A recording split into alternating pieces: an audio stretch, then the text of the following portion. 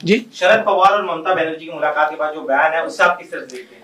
देखिए, कुल मिलाकर एक बात तो इससे स्पष्ट हो गई कि सभी लोग ये मानते हैं कि 2024 में भारतीय जनता पार्टी चुनकर आने वाली है, मोदी जी चुनकर आने वाले हैं, और इसलिए सबको एक साथ मिलकर कोई ना कोई स्ट्रेटेजी करनी पड़ेगी। इसकी स्ट्रेटेजी वो बना रहे। साथ साथ वो ये भी मानते हैं कि कांग्रेस ये श्रिंक होने वाली पार्टी है और इसलिए कांग्रेस को छोड़कर ये अलायंस हमको तैयार करना पड़ेगा, ऐसा उनका मानना है। जबकि कांग्रेस ये कह रही है कि भाई हमको साथ लिए सिवा ये हो नहीं सकता, तो पहले आपस में तय कर ले। कांग्रेस मुक्त भारत की बात लगातार बीजेपी करती रही, लेकिन अब ममता बनर्जी एक लोकल अलायंस बना करके कांग्रेस मुक्त विपक्ष बनाने की कोशिश कर रही है।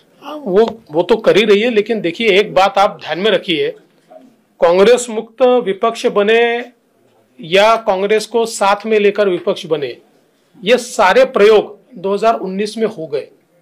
उत्तर प्रदेश में तीनों पार्टियां बीजेपी के खिलाफ एक हुई, कोई फायदा नहीं हुआ।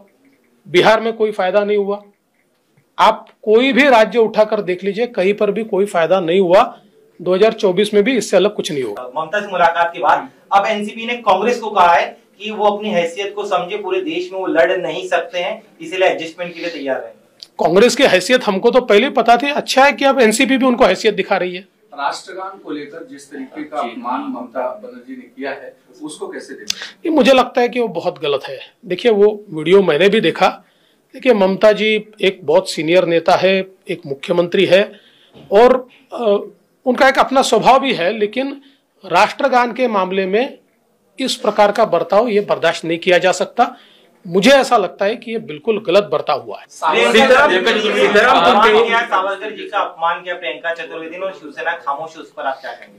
देखिए, मैं तो निंदा करता हूं सावरकर जी के अपमान के ऊपर, और जिस प्रकार से शिवसेना लगातार सावरकर जी को अपमानित करने वालों को सिर पर लेकर नाच रही है, मुझे ऐसा लगता है कि ये नई शिवसेना है। ये सावरकर जी का सम्मान कर नहीं सकती, ये बाला साहब ठाकरे की शिवसेना नहीं लगती। कुछ भी हुआ तो ये केवल एक मांग करते हैं कि सावरकर जी को भारत रत्न देना चाहिए। मैं उनको बताना चाहता हूं, सावरकर जी परमानेंट भारत रत्न है। उनको चाहे पुरस्कार मिले या न मिले, वो भारत रत्न है, लेकिन कम से कम उनका इस प्रकार से अपमान मत करो।